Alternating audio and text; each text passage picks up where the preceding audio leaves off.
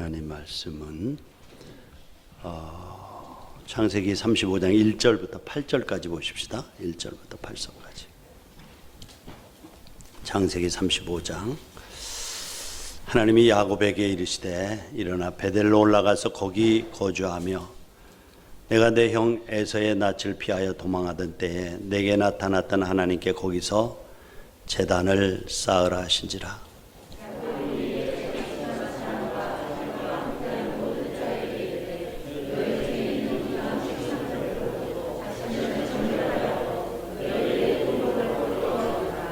우리가 일어나 베델로 올라가자. 내 환난 날에 내게 응답하시며 내가 가는 길에서 나와 함께 하신 하나님께 내가 거기서 제단을 쌓으려 하노라 하며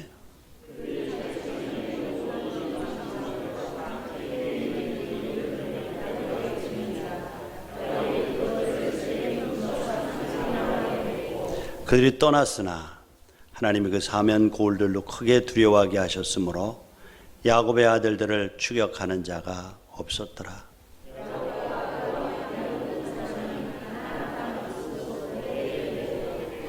그가 거기서 제단을 쌓고 그곳을 엘베델이라 불렀으니 이는 그의 영에서 낯을 피할 때 하나님이 거기서 그에게 나타나셨습니다라.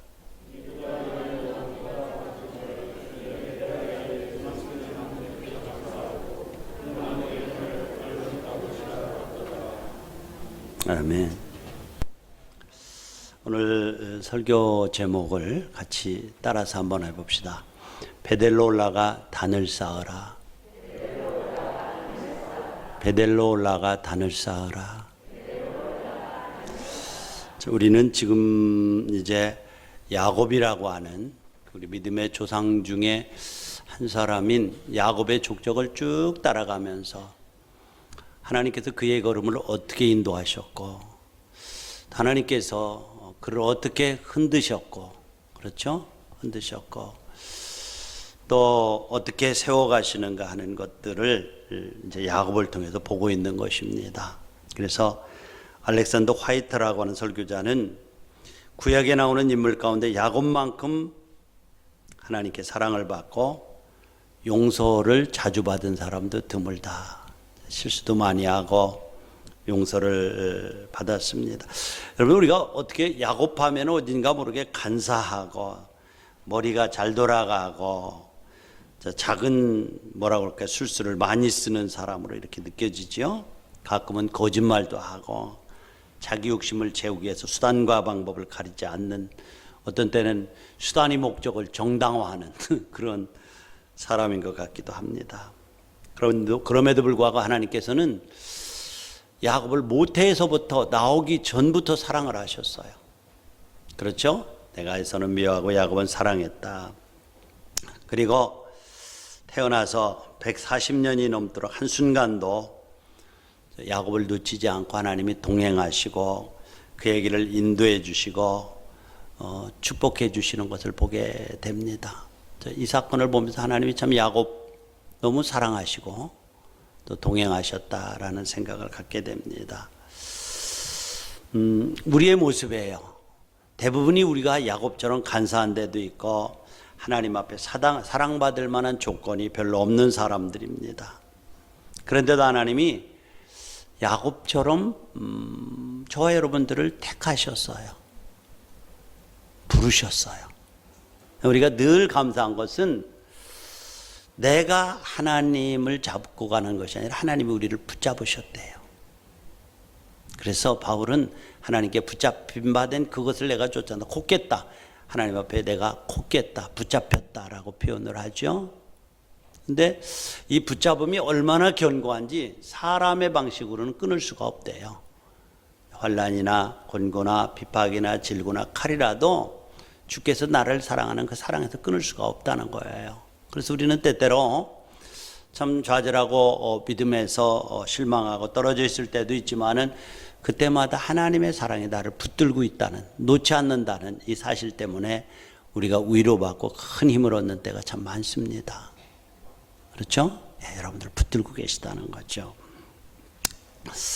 그래서 우리가 성경을 요약해 보면 야곱이 정말 큰 위기를 만나는 몇 가지 사건들, 삶 속에 큰 위기를. 첫째는 형 에서에게 죽임당할까 봐서 쫓겨나서 베델에서 돌베개하고 자던 그때가 참 위기였던 것 같아요. 그리고 또 라반, 외삼촌 라반의 집에 가서 재산이 많아지니까 또 외삼촌과 외삼촌의 아들들이 시기하고 질투하잖아요. 그래서 도망가는 거예요. 이게 위기예요. 그런가 하면 3일 후에 이제 라반이 양털을 갖고 와보니까 어때요? 조카가 도망을 가버렸어요. 너무너무 화가 치미는 거예요. 오래 좀 두고 일하려고 그랬는데, 그래서 장정들을 데리고 쫓아가잖아요. 그 얘기를 어떻게 들었던 것 같은 거예요. 오금이 저리도록 놀랐죠. 근데 하나님께서 쫓아가는 라반에게 나타나셔서 너 지금 야곱을 해하려고 쫓아가는데 그가 선악간에 그를 해하지 말아라. 선하든 악하든 무조건이에요. 이게 하나님의 사랑은 선악간에, 선악간에. 너한테 선악간에. 그 다음에 이제 형 에서가 400명의 군대를 거느리고 와서 야곱에게 다가올 때 큰 위기를 만나죠. 그래서 약복강가에서 정말 홀로 앉았을 때 하나님의 사자가 찾아와서 씨름했다. 씨름했다는 것은 뭐 삿바치기를 해서 다리거리로 넘어뜨렸다는 얘기가 아니고요. 정말 하나님 앞에 생명을 건 기도를 했다. 기도했다.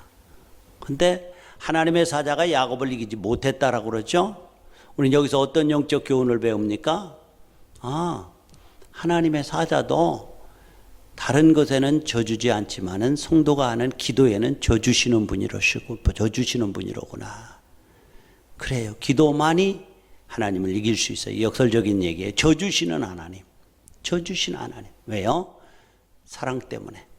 아빠와 자녀가 씨름할 때 져주시잖아요. 왜요? 사랑 때문에. 그래서 져주시는 하나님. 기도만이 하나님을 이길 수 있어요.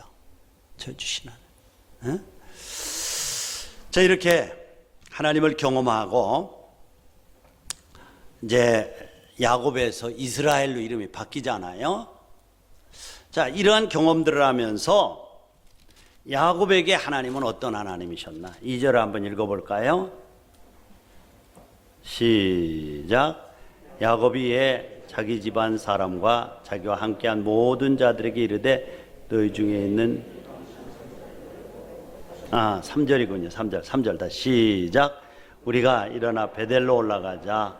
내 환난 날에 내게 응답하시며 내가 가는 길에서 나와 함께 하신 하나님께 거기서 제단을 쌓으려 하노라. 이 위기 앞에서, 엄청난 위기 앞에서 그러니까 자신의 걸어온 족적을 살펴보니까 이런 고백을 해요. 환난 날에 내게 응답하신 하나님이시다. 그리고 내가 지금 걸어온 길에 어느 순간인가보다 혼자인 줄 알고 정말 외로운 가운데 있을 때마다 찾아오셔서 함께 하셨던 하나님이시다. 이 두 가지 고백을 해요. 환난 날에 내게 응답하시며 나를 건지신 하나님, 시험 당할 쯤에 피할 길을 주신 하나님, 그리고 또 다른 하나는 뭐예요? 언제나 내 삶 가운데 동행하셨던 하나님. 이 고백이 여러분의 고백이 되기를 축복합니다. 그래요. 가끔 가다가 참 이 말씀을 보면서 이렇게 자기를 좀 돌아보는 시간을 가질 수 있었어요. 근데 동일한 고백. 하나님, 환난 날에 하나님이 건져주셨죠. 좀 외롭고 힘든 때 혼자인 것 같은데 하나님이 그때도 함께 하셨죠. 이런 고백이 저절로 나오더라고요. 함께 하셨던 하나님. 여러분에게도 동일한 하나님 되기를 축복합니다. 자, 35장을 우리가 배경으로 보면 이제 야곱이라고 하는 이제 숫곳에 자리를 폈죠. 세겜 지역에 자리를 폈어요. 자리를 잡았는데 얼마나 견고하게 잡았는지 성경에 보니까요. 이런 말을 해요.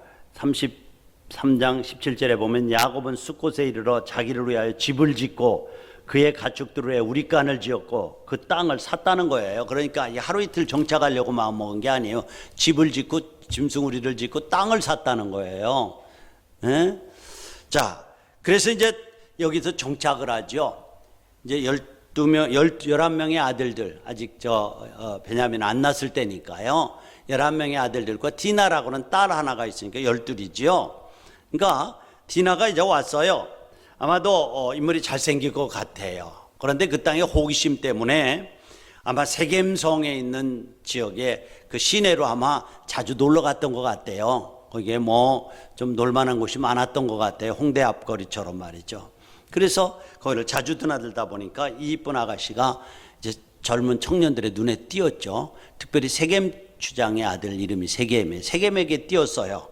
자꾸는 그를 보고 연모하기 시작하고 어느 순간에 그를 겁탈하고 말았어요. 그러니까 그 당시에 유대인으로서 하나님의 선민으로서 겁탈을 당했다는 것은 엄청난 수치였어요. 자, 이런 위기 가운데 세겜의 주장인 하몰이 찾아와서 우리 당신 딸을 내게 주시오. 내 아들도 당신에게 주고 우리 서로 섞여서 재미있게 살아봅시다. 그렇게 얘기를 하는 거예요. 자, 섞이는 것은 타락이라고 그랬죠, 여러분들. 섞이는 것. 하나님은 섞이는 것을 금하셨어요. 자, 그런데 야곱의 아들들이 들판에 들어와서 그 얘기를 듣고 어떻게 해요? 할례를 받으면, 할례 받지 않은 사람은 우리 상종을 안 하니까 할례 받으면 우리 그때는 사돈국으로 서로 섞여 살 수 있습니다 하고 할례를 받은 다음에 거둥이 불편할 때 어떻게 했죠? 야곱의 아들들이 가서 그냥 다 진멸해 버렸어요. 엄청난 위기를 만난 거죠. 그 상황을 주위에 있는 여러 부족들이 보잖아요. 저 같이 섞여 사는데 저렇게 한 족속을 멸절시켜 가만두면 우리까지 죽이겠다라고 해서 서로 의기투합해서 지금 야곱 족속을 죽이려고 하잖아요. 여러 족속들이 큰 위기를 만난 거예요. 그래서 우리가 지난 시간에 야곱의 터전을 흔드시는 하나님이라고 그랬죠. 흔드시는 하나님. 그 흔드시는 거예요. 자, 이 위기를 만났을 때에 아마 이 진태양난의 위기에서 야곱이 그 앞에 경험 가운데 환난 가운데 내게 응답하신 하나님 고백이 있었기 때문에 하나님의 얼굴을 구하는 것밖에 더 없죠. 우리가 너무 그 타성에 젖어 있을 때 하나님은요 환경을 흔들어서 잠잠히 주님 바라보게 하신다니까요. 그러니까 하나님께서 그 위기를 타개하는, 그 위기를 극복하는 방법을 제시해 주는 딱 세 마디예요. 1절 한번 읽어볼까요? 시작. 하나님이 야곱에게 이르시되 일어나 베델로 올라가서 거기 거주하며 내가 형의 에서의 낯을 피하여 도망하던 때에 내게 나타났던 하나님께 거기서 단을 쌓아라. 베델로 올라가라는 거예요. 하나는 또 거기 거주하라는 거예요. 또 다른 하나는 거기서 내가 베델에서 만났던 하나님을 예배하고 단을 쌓아라는 이 세 가지 명령어를 주는 거예요.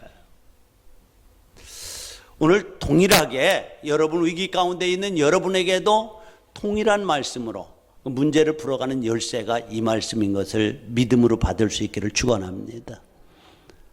일어나라는 거예요. 너 지금 앉아있는 자리가 어디냐는 거예요. 숫곳이라고 하는 거예요. 숫곳. 내가 약속한 땅이 아니지 않느냐. 이방 땅이라는 거예요. 우상이 들끓는 땅이라는 거예요. 일어나 베델, 너와 내가 만났던 곳이라는 베델이 어떤 곳입니까? 여러분 우선 위기가 어디서 오는가를 한번 봅시다. 삶의 위기가 어디서 옵니까? 하나님의 백성들의 삶의 위기가.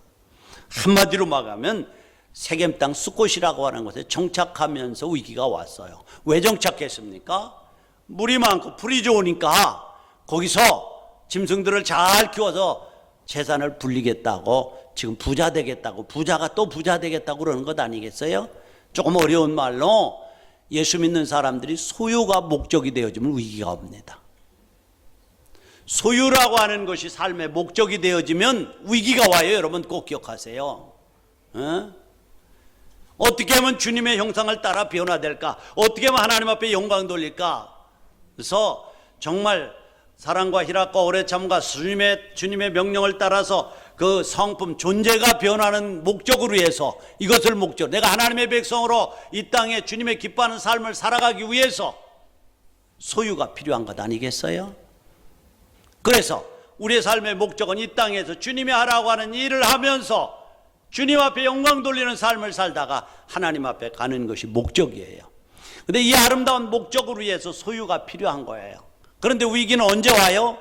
이 소유가 목적이 되어질 때, 존재가 수단이 될 때, 우리 예수 믿는 거 부자 되고 잘 되고 뭐 이렇게 하고 건강하고 이런 하나님 앞에서의 본질적인 목적이 수단이 되어질 때 위기가 오는, 좀 어려운 얘기예요, 여러분들이. 그래서 지금 야곱은 어느 순간에게는 하나님 앞에 영광 돌리고자 하는 존재가 목적이 되어졌어요. 근데 어느 순간에 보니까 소유가 목적이 되어져 버리는 거예요. 야, 이곳에 있으면 형의 간섭도 안 받고 아버지의 간섭도 안 받고 적당한 지역에 숲고시에 물 좋고 풀 많은 곳에 자리를 잡으면은 이 양떼들을 배불리 먹이고 새끼도 많이 낳고 그리고 재산을 증식해서 내가 부자가 되겠다. 그래서 숲곳에 머무른 것 아니겠어요? 그런데 이것 때문에 위기가 오는 거예요. 이것을 좀 어려운 말로 하면 소유가 목적이 될 때에 위기가 왔다, 이렇게 말하는 거예요. 여러분들, 우리 예수 믿는 사람들 정말 하나님을 중심으로, 말씀을 중심으로, 교회를 중심으로 여러분의 삶의 터전을 펼쳐가시기를 바랍니다. 너무 소유 이렇게 흔들리죠.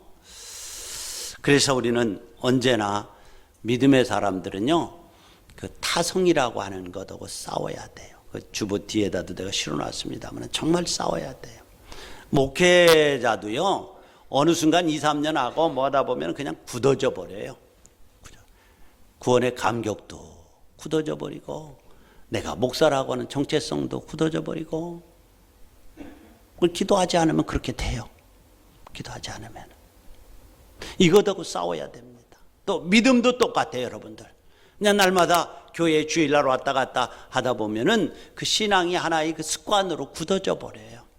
그러니까 야곱도 어느 순간에는 정말 하나님의 존재를 인정하고 너무너무 감동하면서 평생도록 베델의 하나님이 가슴속에 있음에도 불구하고 어느 동안 섞여서 세상에 살다 보면 그냥 세속화가 되어지는 거예요.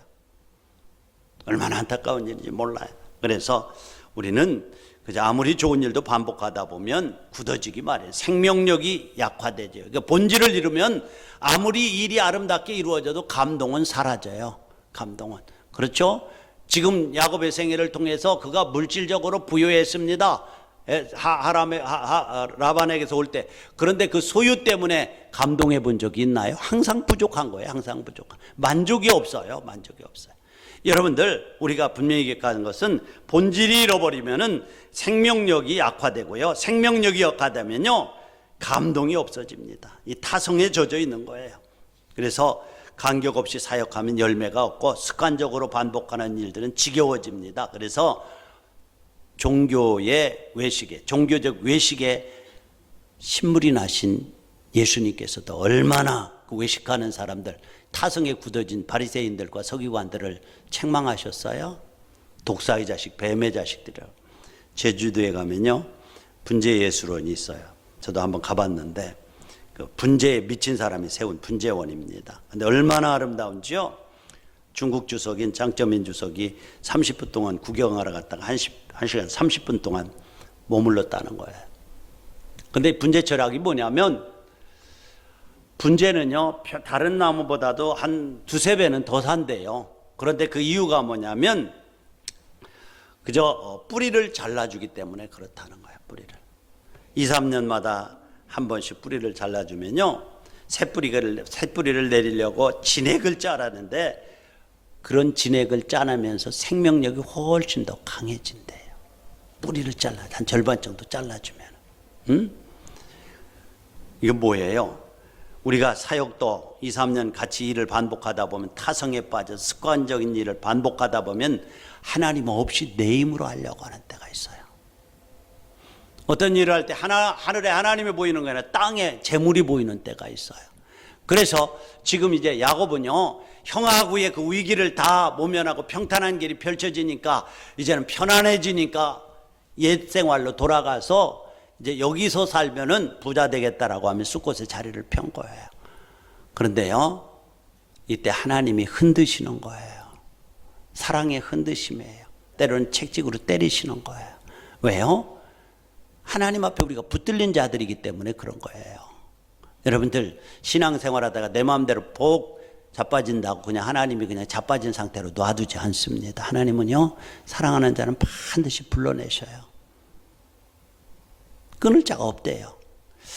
자, 그래서 이제 하나님께서 야곱을 흔드시는데 디나 사건을 통해서 흔드시잖아요. 큰 위기를 만난 거예요. 이제 야곱이 하물에 그 가족을 다 전멸시켰으니까 주위의 부족들이 믿지 못할 부족의 야곱 족속은 다 죽이려고 하잖아요. 이 위기 가운데 야곱이 하나님의 얼굴을 구했겠죠. 근데 하나님께서 주신 말씀은 단 하나예요. 어떻게 환란을 극복해야 되느냐? 먼저 문제의 원인을 살피라는 거예요. 이 문제가 어디서 왔느냐? 바로 숫곳이라고 하는 하나님의 언약의 자리, 하나님의 약속의 자리가 아닌 죄악의 도성의 자리를 피웠기 때문에 문제가 오는 거라는 거예요. 사랑하는 예신가족 여러분들, 우리가 참 어떤 시련과 연단을 만날 때에 그 문제를, 그 시련을 운명적으로 받아들이거나 재수없어서 당한 일로 치부하고 그 문제에서 하나님의 음성을 듣지 못하면 그것은 어리석은 짐승과 같다라고 말하고 있어요. 잠언에 보면은 뭐래요? 어떤 사람은 돌에 걸려 넘어지는데도 걸려 넘어졌는데 뭐에 걸려 넘어진지를 알지 못한다는 거예요. 어리석은 자라는 거예요. 사랑하는 우리 믿음의 식구 여러분들, 여러분들에게 이 야곱과 같은 환란이 있습니까? 고통이 있습니까? 시련이 있습니까? 재수 없다고 그저 그러다가 어떻게 됐든 운명적으로라고 받아들이지 말고 그 원인이 어디에서 왔는가를 한번 물어보시기 바랍니다. 야곱이 숫곳에 자리를 편 거예요. 약속의 자리나 베델로 올라가야 될 사람이 거기에 편 거예요. 그런데 이 위기 가운데 위기를 만나니까 얼굴을 찾아요. 하나님은. 인간이 그래요. 인간이 그래요. 평탄할 때는 별로 하나님 안 찾아요. 위기를 만나야 찾는 거예요. 자, 그런데 하나님의 얼굴을 구합니다. 이 절체절명의 위기에서 야곱이 하나님의 얼굴을 구하지요. 그랬더니 하나님께서 일어나 베델로 올라가라. 베델에 거주해라. 거기에 단을 쌓으라고 하는 문제 해결의 열쇠를 세 가지로 주어요. 너 있는 자리 떠나라는 거예요. 떠나라는 거예요. 베델이 어떤 곳입니까? 베델은 언약의 자리입니다. 하나님의 집이라고 하는 뜻이에요.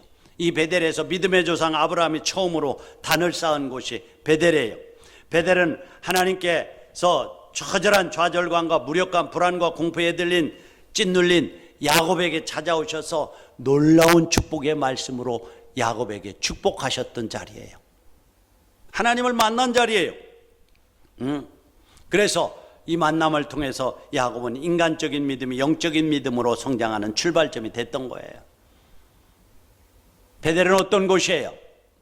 하나님 앞에 인간의 수단과 지식과 판단과 이론을 내려놓는 곳이 바로 베델입니다.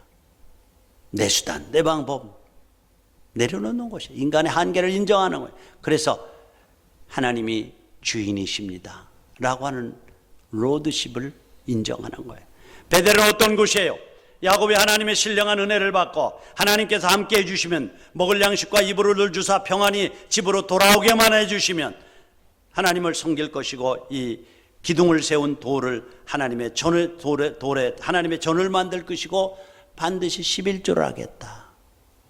서원한 곳이 어디예요? 베델이에요. 베델. 내가 서원했으니까 올라가라는 거예요. 저는 그래서 여러분들 내일부터 이제 새벽 기도 시간에 우리 권사님, 안수 집사님들 기도시킨다고 그랬죠? 순서가 나와 있어요. 매주 할 거예요. 왜 제게 부담이 되냐면 바로 여러분들이 임직할 때에 약속을 했어요. 사인을 하고. 나한테 한 것이 아니라 하나님한테 하고 서원한 거예요. 근데 너무 무감각하게 그냥 있는 모습 보면 조금 좀 제가 우선 부담이 돼요. 그래서 시스템을 만들어서라도 억지로라도 나오게 시켜야 되겠다라고 해서 오랫동안 기도하면서 정한 거예요. 그러니까 토달면 안 돼요, 여러분들. 서원했다니까, 서원. 서원한 자리로 올라가래요, 여러분들. 자, 여기 베델로 올라가라고 하는 하나님의 명령 속에 포함된 뜻이 뭐예요? 너 있는 자리가요, 중간지대, 섞이는 지대, 타락한 지대라는 거예요, 여러분들. 성경은 중간지대를 허락지 않죠. 중간은 타락한 거예요. 타락한 거예요. 가나안 지경에 왔지만은 숫곳이라고 하는 곳은 언약의 땅이 아니에요. 하나님의 임재가 있는 땅이 아니에요. 그곳에서 그냥 인간적인 방법을 가지고 이리저리 얽혀서 어울려 살자고 하는 자리예요. 하나님 앞에 인간의 수단과 방법을 내려놓는 자리가 베델에 너 너무 잔머리 굴리며 살아왔는데 이제는 내려놓으라는 거예요. 그리고 나와 만남을 갖잖아. 나와 교제하는 자리로 오라는 거예요. 그리고 하나님과 약속한 소원을 지키라는 거예요. 또 베델에 나 만나서 한 약속 있지 않냐? 그거 지키라는 거예요. 베델로 올라가라는 것은. 나는 오늘 여러분들에게 베델로 올라가라는 야곱에게 주신 음성이 여러분에게 들려지는 음성이 되어지고 그 베델에 올라가라는 그 말씀 속에 포함되어져서 여러분들에게 어떤 부분들을 적용시킬까를 한번 세밀하게 살펴보시면서 여러분 거기에 깨달음이 있다면 성령께서 주시는 음성으로 알고 지키시기 바랍니다. 축복이 될 거예요. 축복이 될 거예요. 그 다음에 거기 가서 뭐라고 해요? 단을 쌓으라는 거예요. 단을 쌓으라는 말 속에는 예배의 감동을 회복하라는 거예요. 하나님의 임재 안에 들어가는 단을 쌓을 때 하나님의 임재가 있었어요. 하나님의 임재 안에 들어가라는 거예요. 예배를 회복하라는 말이에요. 하나님의 전능하심 앞에 나를 보는 것이 단입니다. 내가 내 인생의 운전석에 앉아서 운전하던 자리를 하나님께 양보하는 자리가 단이라고 하는 것입니다. 그래서 그분이 운전하시도록 그분에게 내 자리를 양보해 드리는 것입니다. 그래야 하나님이 내 삶 속에 개입하시고 내 삶을 운전해 가시는 줄로 믿습니다. 단을 쌓는 거예요. 예배하는 거예요. 예배하는 곳에 하나님의 임재가 있습니다. 단이 어떤 곳이에요? 하나님의 임재가 있는 곳이에요. 하나님의 임재가 어떤 곳에 일어납니까? 두세 사람이 내 이름으로 모이는 그곳에 내가 함께 하겠다고 주님이 약속하셨다. 두세 사람이 무엇으로 모입니까? 내 이름으로 모인다는 것은 나를 예배하는 자리입니다. 셀 모임이 있는 곳, 예배가 있는 곳, 주님의 이름이 있는 곳, 그곳이 단입니다. 그래서 우리 교회는 예배를 그렇게 중히 여기고 예배를 강조하고 있습니다. 살아있는 예배. 그곳에 주의 임재가 있기 때문에 그렇습니다. 예배를 통해서 삶의 활력을 얻지 못하면 아무리 많은 것을 소유해도 참 안식과 삶의 의미는 사라집니다. 예배를 통해서 삶의 활력을 얻지 못하면요, 아무리 많은 것을 소유해도 안식이 없어요. 아까 말씀드렸죠? 야곱이 라반의 집에서 많은 양떼를 가지고 많이 부자 돼가지고 왔어요. 안식이 없었어요. 이삭이 흉년 들어서 애굽으로 내려가다가 그랄이라고 하는 지역에 멈춰서죠. 하나님께 축복해서 엄청난 부자가 됐어요. 그런데 안식이 없었어요. 진정한 안식과 쉼은 주님 안에 있을 때 주시는 하나님의 선물인 것을 믿으시기 바랍니다. 안식이 없었어요. 그래요. 단의 회복이 문제의 해결이라는 거예요. 이것은 더 직설적으로 말하면 예배의 회복입니다. 예배의 회복은요, 예배의 감동을 회복하는 거예요. 예배 자리에서 주님 이름을 부를 때마다 가슴에 포근함이 느껴지는 거예요. 주님이 곁에 계신 것을 체험하는 거예요. 베델로 올라가라는 말은 형에서를 피해 다닐 때 너를 만나주시고 힘주시고 축복할 때 내가 하나님 앞에 약속한 그 약속의 자리로 올라가라는 거예요. 사랑하는 예신가족 여러분들, 오늘 하나님께서 동일하게 여러분들에게 얽혀진 문제를 해결하는 열쇠를 동일한 응답으로 주시는 줄 믿습니다. 일어나 베델로 올라가십시오. 하나님을 만난 자리, 하나님과 언약한 자리, 하나님 앞에 서원한 자리, 하나님 앞에 구원의 감격을 느낀 자리 올라가야 돼요. 거기서 단을 쌓는 예배의 감동을 회복하는 거예요. 감동. 그런데 반드시 베델로 올라갈 사람이 갖춰야 될 자세가 있죠. 자, 베델로 올라가자고 할 때에 2절 한번 읽어봅시다. 시작. 예, 야곱이 자기 집안 사람들과 자기와 함께한 모든 자에게 이르되 너희 중에 있는 이방 신상을 버리고 자신을 정결케 하고 너희의 옷을 바꿔 입으라. 세 가지. 정결케. 우상 신상을 벗으라. 우상을 제거해라. 여러분들 여기서 성경에 보면 33장부터 이제 그 숫곳에 거주하거든요. 거기서 집을 짓고 또 우리를 짓고 땅을 샀다는 얘기가 나요. 그러니까 하루 이틀 산 것이 아니에요. 성경학자들은요, 지금 디나가 야곱과 요셉과 디나가 거의 같은 연배인데 하란에서 떠날 때가 한 9살, 10살 때라는 거예요. 근데 이 9살, 10살 된 이 소녀가 성장을 해서 이제 물 좋은 곳, 숫곳 세겜 지역에 이렇게 마실이라고 놀러 다닐 정도면은 처녀가 됐다는 말이, 처녀가. 그리고 그 처녀를 세겜의 아들 세겜이, 하몰의 아들 세겜이 보고, 아, 저 처녀 너무 예쁘다, 같이 좀 이렇게 살았으면 좋겠다라고 느낄 정도니까 10년 이상을 살았다는 거예요. 10년 이상을. 그러니까 같이 살면 물들게 되어 있다는, 자기도 모르게 그쪽 문화와 그쪽 종교 속에 물들게 되어 있어요. 10년을 섞여 살면은 그래요.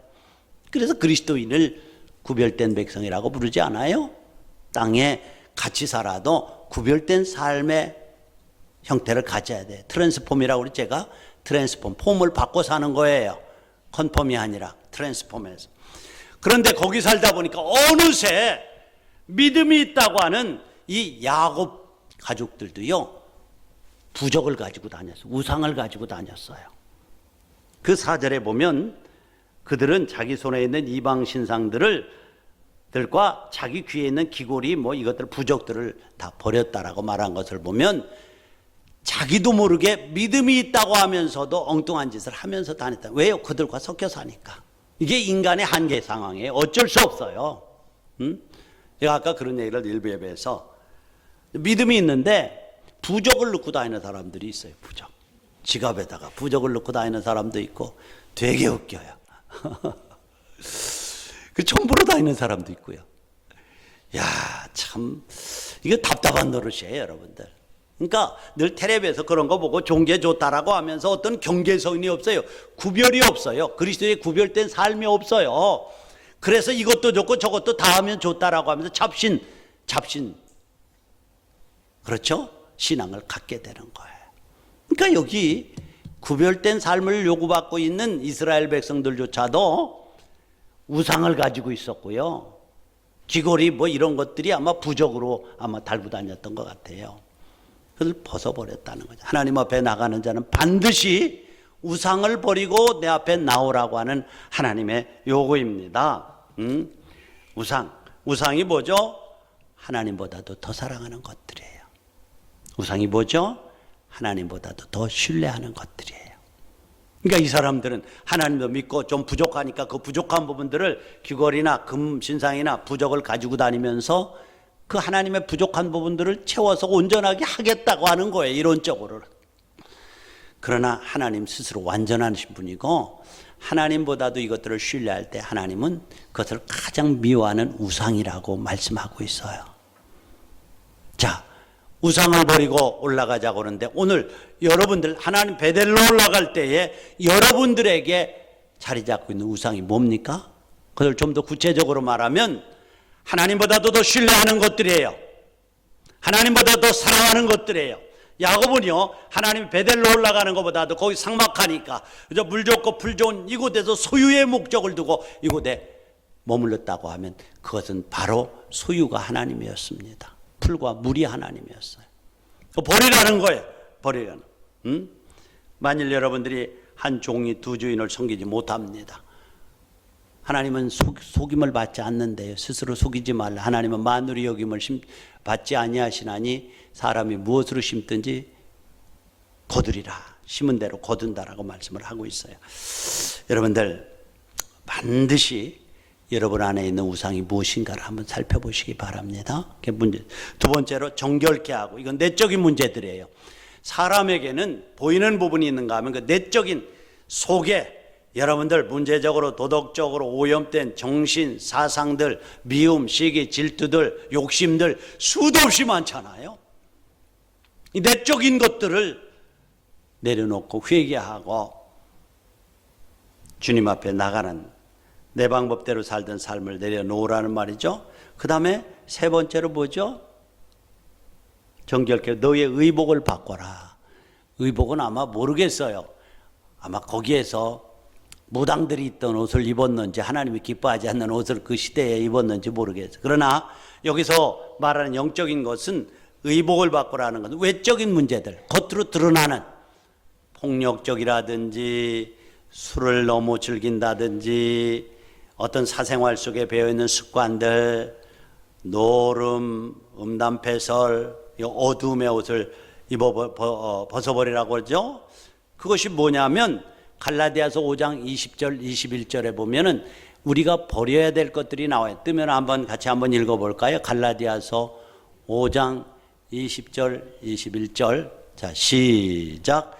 우상숭배와 주술과 원수 맺는 것과 분쟁과 시기와 분냄과 당짓는 것과 분열함과 이단과 투기와 술 취함과 방탕함과 뭐 여기까지예요. 그러니까 이것들이 뭐죠? 옷이에요. 옷. 겉으로 드러나는 우리의 습관과 우리의 언어와 우리의 모든 그 삶의 형태 속에 배어있는 겉으로 드러나는 옷들이에요. 그러니까 예배하러 올라가면은 베델에 올라가면 이거 벗고 올라가라는 거야. 벗고 올라가. 버리고.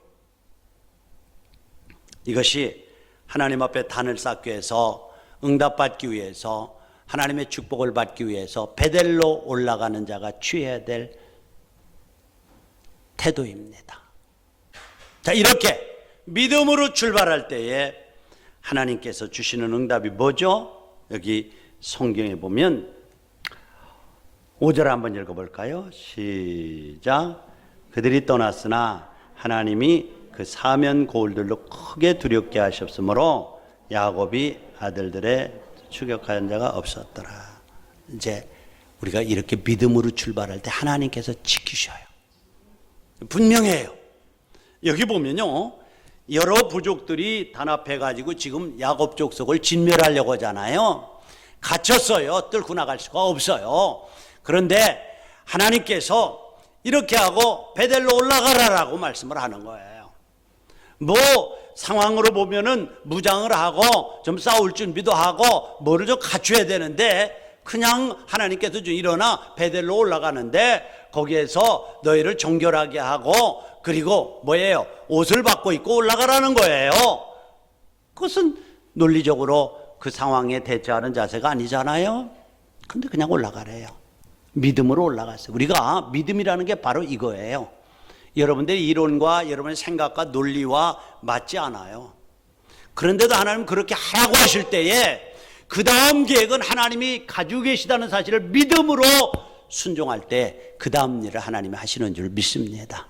성경의 역사는요, 항상 말하지만은 하나님이 어떤 일을 하라고 하실 때 아스팔트를 깔아놓고 거기에 그냥 깔렸으니까 가라라고 하지 않고요, 문제가 있음에도 불구하고 믿음으로 나가라고 주님이 말씀하시는 거예요. 그러면 믿음으로 순종할 때 역사가 나타나는 거예요. 우리는 아이고 그것 좀 치워주세요. 그것 좀 홍해를 좀 요단강물로 갈라주셔야 가죠. 그러나 하나님 그렇게 말하지 않잖아요. 너 벗게 앞세우고 가라. 물은 넘실거려서 도저히 건너갈 수가 없어. 어린아이들은 뭐 물에 떠내려. 그런데 가라는 거예요. 여기에 우리의 논리와 이상과 우리의 판단과 하나님의 명령의 갭이 있어요. 그럼 그 부분을 어떻게 메꿉니까?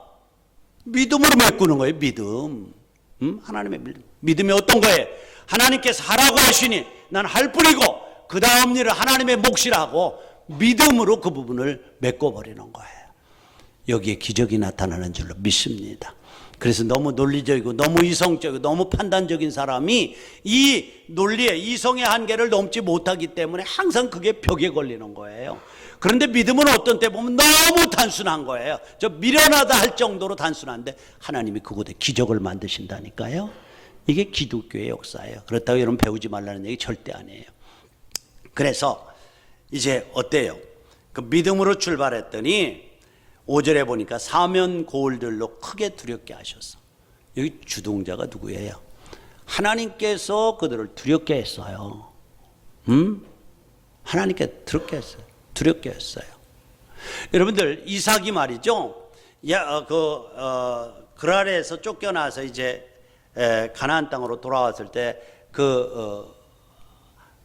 블레셋 왕 아비멜렉이 찾아와서 동맹을 맺자고 하는 거 지난번에 나눴죠? 그런데 왜 동맹을 맺자고 하니까 내가 당신을 보니까 하나님이 당신과 함께 하기 때문에 나는 두려움을 느끼기 때문에 우리가 동맹을 맺고 당신이 나를 지켜줘야 된다. 여러분들, 하나님께서 함께 하시면은 능지 못할 일이 없습니다. 하나님이 지키시면 파수꾼의 경성함이 아무리 인간이 지켜도 하나님이 지키지 않으면 파수꾼의 경성함이 헛됩니다. 그러나 정말 하나님이 지켜주시면은 모래성 같아도 견고한 성이 될 줄로 믿습니다. 하나님이 지키셔야 돼요. 하나님이. 그 하나님이 함께 하심으로 사방 고을들로 야곱 족속을 두렵게 해서 추격하는 자가 없었다. 그들로 하여금 두렵게 했다니까요. 여러분들 요즘 코로나 때문에 걱정들 많이 하시죠? 또 담대하시기 바랍니다. 담대하세요. 너무 제가 말대로 코로나가 두려워서 쫓기는 그런 삶은요 하나님 기뻐하지 않아요. 주님의 이름으로 주님 나를 은혜의 날개 아래 품어주시고 어둠의 권세가 우리를 틈타지 못하게 해주시라고 하나님이 막아주시면은 막아주십니다. 자, 그래서 이제 그들이 갔죠. 순종입니다. 순종. 하나님은 때때로요 우리의 순종을 보기를 원하세요. 세실이라고 하는 분이 있었는데 어느 날 딸방으로 갔는데 퇴근하고 딸이 말이죠 얼마나 반가워하면 반짝반짝이는 눈으로 이제 아름다운 선물 구슬상자를 보여주시면서 아빠 이거 누가 선물로 줬어요 하고 얘기를 하는 거예요. 그런데 뜻밖의 아버지가 야 그거 참 예쁘다.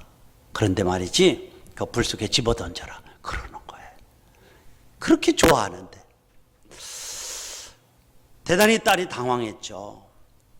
아버지가 계속 말해요. 안 버리니까 내가 내게 강요는 하지 않고 내게 맡기겠다. 이유는 왜 버리라고 하는지 말하지 않을 거야. 내가 나를 믿는다고 하면 그렇게 해라. 계속 하는 거예요. 며칠 동안 망설이다가 아빠가 저렇게 할 때는 뭔가 있어 라고 생각하고 결국 그 구슬상자를 불 가운데 집어넣어 버렸습니다. 그런데 얼마 있다가 아빠가 그보다도 훨씬 더 좋은 선물을 갖다가 주었어요. 그러면서 아빠가 딸에게 하는 말이 딸아 내가 이렇게 한 것은 내가 하늘에 계신 아버지를 신뢰하도록 가르치기 위해서였단다. 너 인생에서 하나님은 여러 차례 내가 이유를 모르는 가운데 포기하고 버릴 것을 요구하는 때가 있을 거야. 근데 우리는 이거 붙잡고 못 논다고 그러잖아. 그때 내가 나를 믿고 네가 사랑하는 구슬을 버렸듯이 하나님을 믿는다면 하나님께서 말씀하시면 언제든지 버리라고 하면 버리는 것이 최선임을 알게 하기 위해서 내가 너에게 그런 시험을 한 거야. 상당히 그런 것 같아요. 하나님은 때때로 우리의 사랑하는 것을 버리라고 하는 때가 있다니까요. 아브라함에게 이삭을 버리라고 했잖아. 이삭을 하나님께 더 놀라운 것으로 축복하기 위해서 하나님을 신뢰하는 법을 가르치기 위해서 그렇게 했다는 거 아니겠어요? 나는 여러분들 하나님을 신뢰하시기 바랍니다. 그래서 멕시코의 홍인종들은 믿는다는 말과 또 순종한다는 말이 같아서 어원이 같아서 구별하지 않는데요.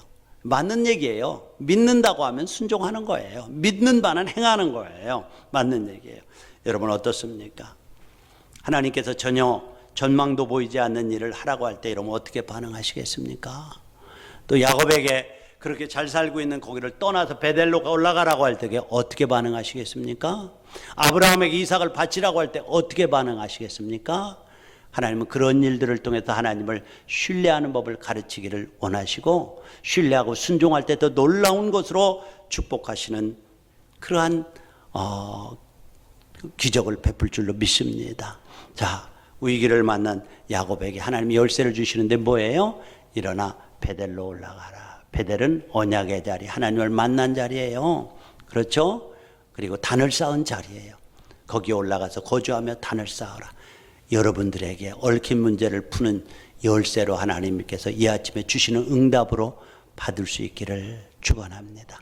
믿음으로 갈 때 주의 고일들로 무섭게 하시는 두렵게 하시는 하나님의 역사가 여러분 가운데도 동일하게 나타날 줄로 믿습니다. 자, 우리 다 같이 눈을 감으시고요. 오늘 약속의 말씀을 좀 묵상해 보십시다. 우리는 과거의 고난은 참 힘들었지만 좋았다라고 미워할 수도 있습니다.